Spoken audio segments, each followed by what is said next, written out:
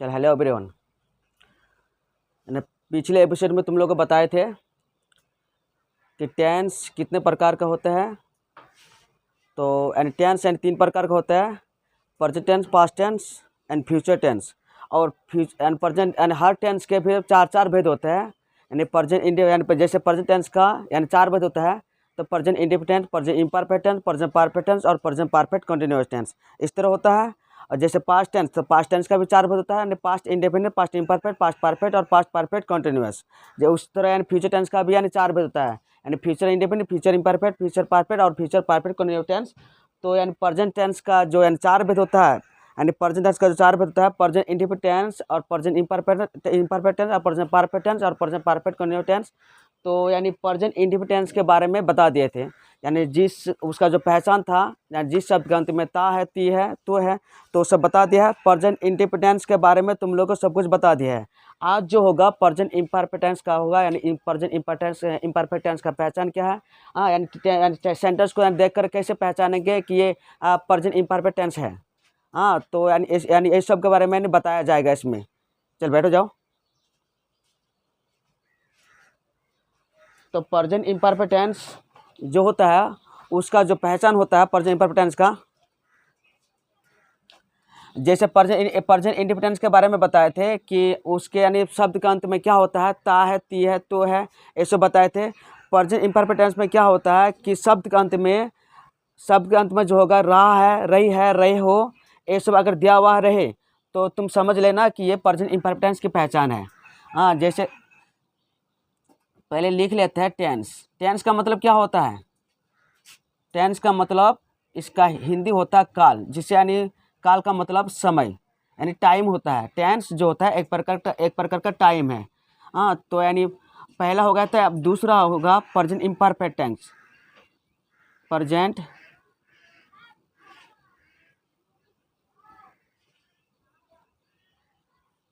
Imperfect tense यानी इसका जो हिंदी होता है अपूर्ण वर्तमान काल। अपूर्ण वर्तमान काल मतलब काम जो शुरू हुआ है लेकिन पूरा नहीं हुआ है।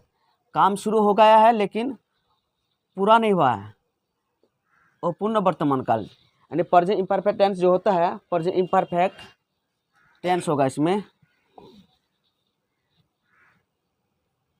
प्रेजेंट इम्परफेक्ट टेंस यानी अपूर्ण वर्तमान काल।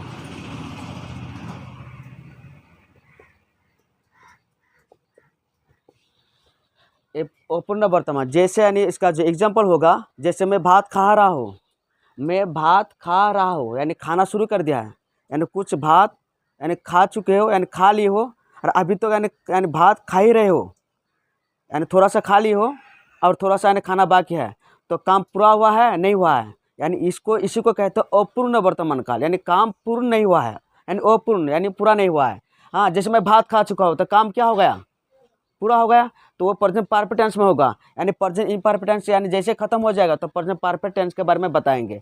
और इसमें प्रेजेंट इम्परफेक्ट टेंस में एक यानी खासियत कि इसमें क्या है, जैसे ईज एम आर जो होता है, ईज का प्रयोग कहाँ होता है, एम का प्रयोग कहाँ होता है, आर का प्रयोग कहाँ होता है, तो इस प्रेजेंट इम्परफेक्ट टेंस के माध्यम से इसे हम जान लेंगे कि ईज का प्रयोग कहाँ होता है, एम का प्रयोग कहाँ होता है, आर का प्रयोग कहाँ होता है। ये है एक्जुलरी वर्ब। और जैसे यानी कैच का मतलब पकड़ना, एज का मतलब उठना है, तो वो क्या वो यानी प्रिंसिपल वर्ब है। हाँ, एक्जुलरी वर्ब इसे यानी सहायक क्रिया कहता है। तो ईज एम आर का प्रयोग कहाँ होता है, इसको भी हम अच्छी तरह जान लेंगे। तो प्रेजेंट इम्परफेक्ट टेंस का पहचान, इसका जो पहचान होता है,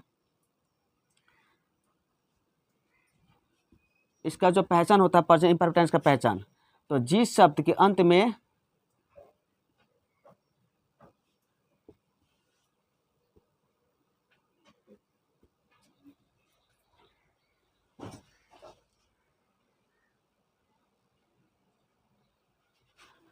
इसका पहचान जो है, यानी जिस शब्द के अंत में या जिस वाक्य के यानी सेंटेंस के अंत में रहा है, रहे हो आदि लगा हो तो उसे प्रेजेंट इम्परफेक्ट टेंस कहते हैं। फॉर द एग्जाम्पल,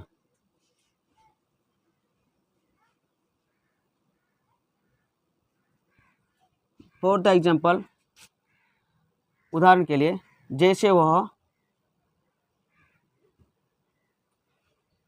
वह भात खा रही है,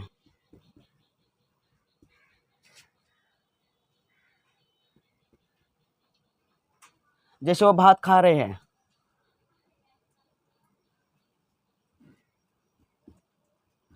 हम लोग स्कूल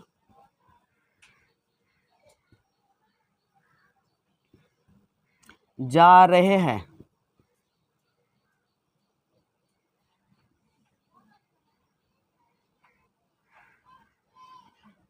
मैं अंग्रेजी पढ़ रहा हूँ।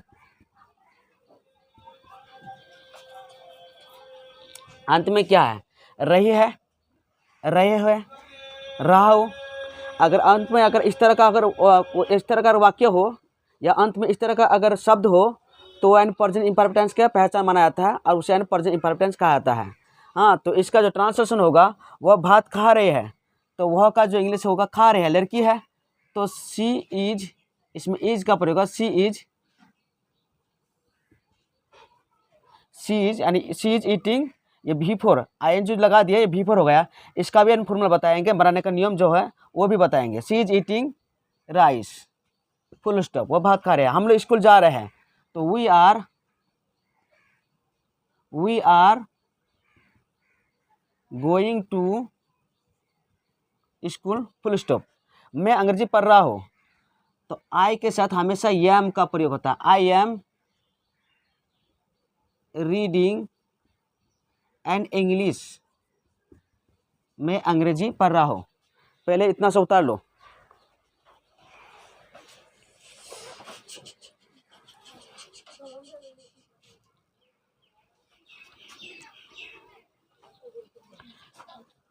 अब इसमें ध्यान दो रे, यानी प्रेजेंट इम्परफेक्ट टेंस का एंड ट्रांसलेशन यानी बनाने का नियम बताएंगे। इसका नियम क्या है, इसका फॉर्मूला क्या है।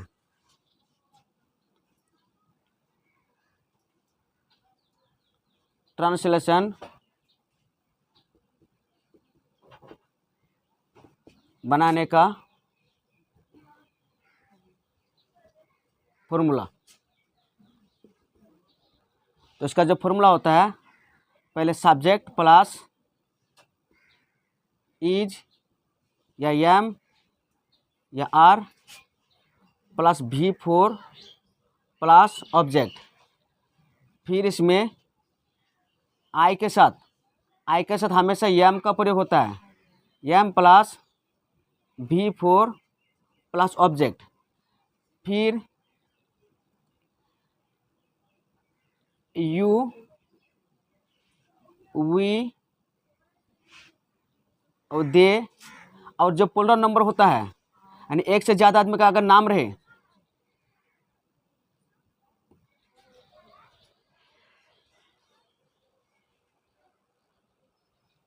तो इसमें ध्यान दो रहे, तो यू वी दे और एक से अगर ज़्यादा आदमी का नाम रहे तो उन सब के साथ यानी आर का प्रयोग होता है, R plus V4 plus object.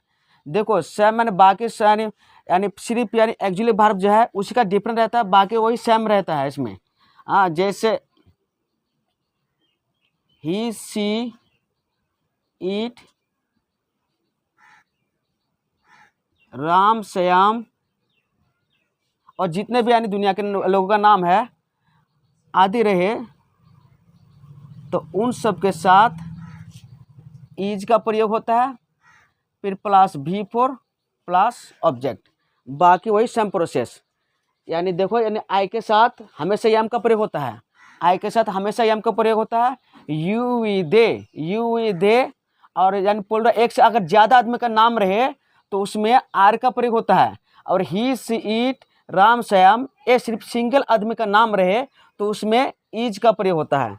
हाँ, बाकी V4 ऑब्जेक्ट यानी सब में V4 ऑब्जेक्ट या V4 ऑब्जेक्ट, और V4 जो बनाया जाता है यानी भार्ब के अंत में ING का प्रयोग, V4 जो बनाया जाता है यानी V4 जो बनता है V4, तो यानी V1 के साथ अगर ING का प्रयोग कर देंगे तो बराबर क्या हो जाता है, V4 हो जाता है। हाँ, जैसे यानी जैसे V4 जो बनाने का नियम जो है, ठीक है, V4 जो है यानी V1 के साथ ING का प्रयोग करता है तो क्या हो जाता है, V4 बन जाता है।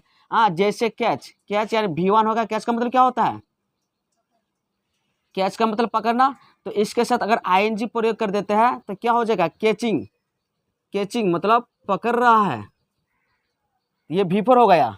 हाँ, जैसे गो का मतलब जाना, इसके साथ ING का प्रयोग कर देंगे तो क्या हो जाएगा, गोइंग, ये हो गया V4।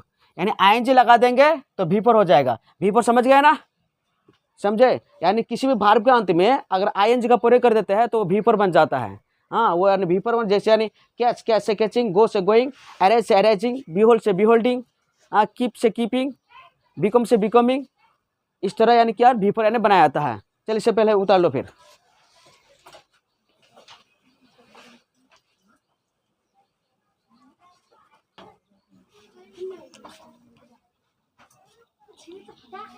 चल कुछ होमवर्क दे देते हैं, उसे बना के लाओगे तुम लोग।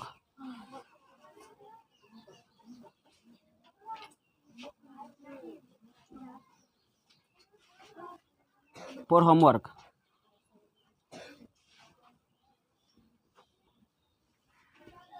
वह स्कूल जा रही है।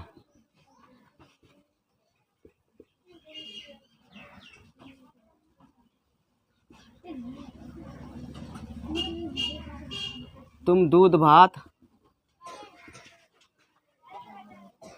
खा रहे हो।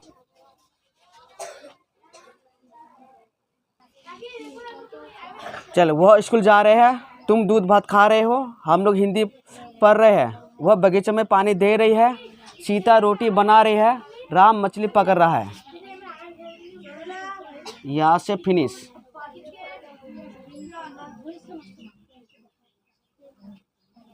चल उतार लो इसे।